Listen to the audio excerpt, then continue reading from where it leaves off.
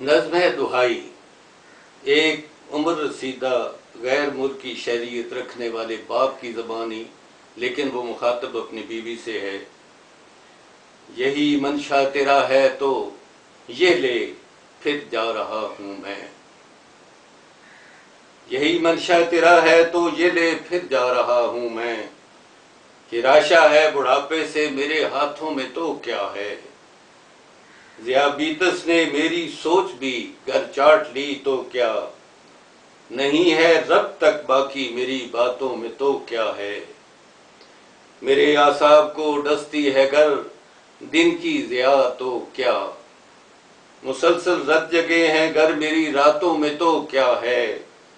یہ میں جو راندے درگاہ ہوں افلاس کے ہاتھوں، نہیں ہے کچھ اثر میری مناجاتوں میں تو کیا ہے۔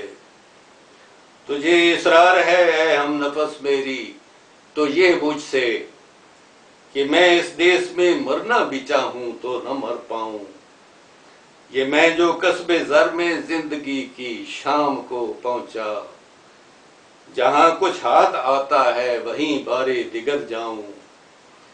وظیفہ جو میسر تھا مجھے بے روزگاری کا، مقرر جا کے اپنے نام میں پھر اس کو لکھواؤں۔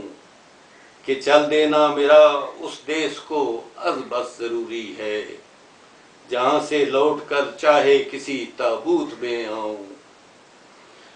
کہ میں اگر یوں نہ کر پاؤں گا تو اے ہم نفس میری وہ بیٹیاں محروم ٹھہری ہیں جو بھائی سے، کروڑوں بھائیوں کے درمیان رہتے ہوئے بھی جو ہمہ دم دم بخود رہتی ہیں اپنی بے ردائی سے، جنہیں درپیش ہے اس ملک میں لعنت جہیزوں کی، جنہیں بھر مل سکیں گے گر تو ایک میری کمائی سے۔ انہیں گر عافیت ملنی ہے کچھ اس دیس میں اپنے، تو ممکن ہے فقط وہ میری رگ رگ کی دہائی سے۔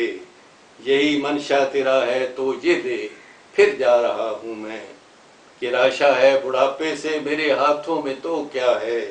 ذیابیطس نے میری سوچ بھی گر چاٹ لی تو کیا، نہیں ہے رب تک باقی میری باتوں میں تو کیا ہے۔